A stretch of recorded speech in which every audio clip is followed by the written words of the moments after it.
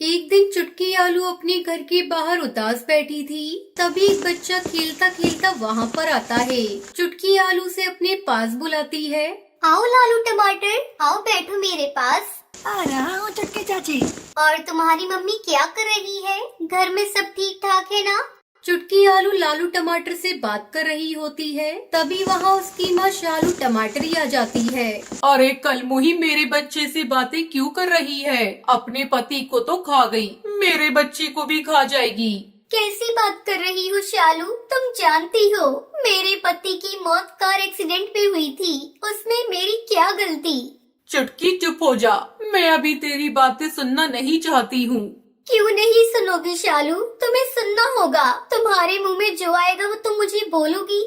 चुटकी चुप हो जा, आने दे मेरे पति को, आज तुझे घर से बाहर निकलवा कर रहूंगी। तुम कौन होती हो मुझे मेरे घर से निकलवाने वाली? जाओ यहाँ से अपने घर, बकवास मत करो।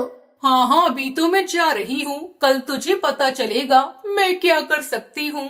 अगले दिन शालू मोहल्ले के कुछ लोगों को लेकर वहाँ आती है। सुनो मोहल्ले वालों, ये अपने पति को तो खा गई, अभी हमारे बच्चों को खाना चाहती है। तुम्हें पता है कल इसने मेरे बच्चे को उल्टी सीधी पट्टी पड़ाई। अब ये धीरे धीरे सब बच्चों को अपने कब्जे में कर लेगी, फिर उन्हें मार देगी। इसलिए हम सबको मिलकर इसे गांव से निकाल देना चाहिए। हाँ शालू, तुम सही कह रही हो, निकालो इसे, इस गांव से निकालो। अरे गोलू भाई, आप लोग मेरे साथ क्या कर रहे हैं? मैं अपनी बच्ची को लेकर कहाँ जाऊंगी? तू कहीं भी जा, अब हम तुझे इस गांव में रहने नहीं देंगे। इस गांव में तेरा कोई काम नहीं। भगवान से डरो तुम लोग, मेरे साथ ऐसा मत करो। मैं अपनी बच्ची को लेकर कहाँ जाऊंगी? माँ क्या हुआ? आंटी हम लोगों को क्यों निकाल रही है? मुझे खुद नहीं पता, ये लोग मुझे किस बात की सजा दे रहे हैं। निकल, जल्दी निकल, हम लोग तुझे इस घर में नहीं रहने देंगे। तेरा बुरा साया हमारे बच्चों पर पड़ रहा है। बेचारी चुटकी अपनी बेटी चिंकी को लेकर वहाँ से चली जाती है। रामू देखो ना हमारे साथ क्या हो रहा है। मैं अपनी बच्ची को लेकर कहाँ जाऊंगी? इसे क्या खिलाऊंगी? अब चुटकी चलते चलते काफी दूर आ गई थी। चिंकी और उसकी हालत बहुत खराब थी। माँ मुझे बहुत जोरों से भूख लग रही है। बेटा मैं क्या करूं? कहाँ से लाऊं? मैं भी तो मजबूर हूँ ना। चल तो रुक, मैं अभी किसी के घर से खाना मांग कर लाती हूँ। चुटकी घर का दरवाजा खटखटाती है। कोई है? कुछ खाने को दे दो ना, मेरी बच्ची भूखी है। तभी उस घर से जगन्नाथ कद्दू बाहर आता है। क्या है जी, क्या बात है? भैया कुछ खाने के लिए दे दो, मेरी बच्ची सुबह से भूखी है। तुझे पूरे गांव में सिर्फ मेरा ही घर मिला था। जा, मैं तुझे कुछ नहीं देता। जा, हैं? जाकर कुछ काम कर। भैया मेरी बच्ची बहुत भूखी है, मैं आपके पैर पड़ती हूँ।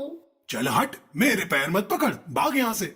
बेचारी चुटकी रोती बिलखती हुई घर घर में खाने की भीख मांगती है, लेकिन कोई भी उसकी मदद नहीं करता है। सब उसे भगा देते हैं। भूखी बिलखती हुई चुटकी अपनी किस्मत को कोसते हुए एक पेड़ के नीचे बैठ जाती है। क्या करूं भगवान, आपने मुझे कैसी फूटी किस्मत दी है। लगता है सारे दुनिया के सारे दुख आपने मुझे ही दे दिए। मैं कैसी अभागी माँ हूँ जो अपनी बच्ची को खाना भी नहीं खिला पा रही हूँ। तभी चुटकी गांव की टिल्लू मिर्च को देखती है। टिल्लू तुम तो मुझ पर रहम करो, कुछ खाने के लिए दे दो। हाँ चुटकी, तेरा दुख मुझसे देखा नहीं गया, इसलिए मैं तुझे लेने के लिए आ गया। मेरा भी कोई नहीं है, मैं तुम्हें अपनी बहन बनाकर रखूंगा। भगवान ने चुटकी की सुन ली थी। अब वो अपनी बेटी चिंकी के साथ खुशी खुशी रहती है। तो ये थी आज की कहानी। क्या आपको पता है चुटकी को अपने घर कौन लेकर जाता है? अगर आपको पता है तो आप हमें कमेंट करके जरूर बताएं। अगर आपको ये वीडियो पसंद आई हो तो इस वीडियो को लाइक और ऐसी ही कहानियाँ देखने के लिए मेरे चैनल को सब्सक्राइब करें।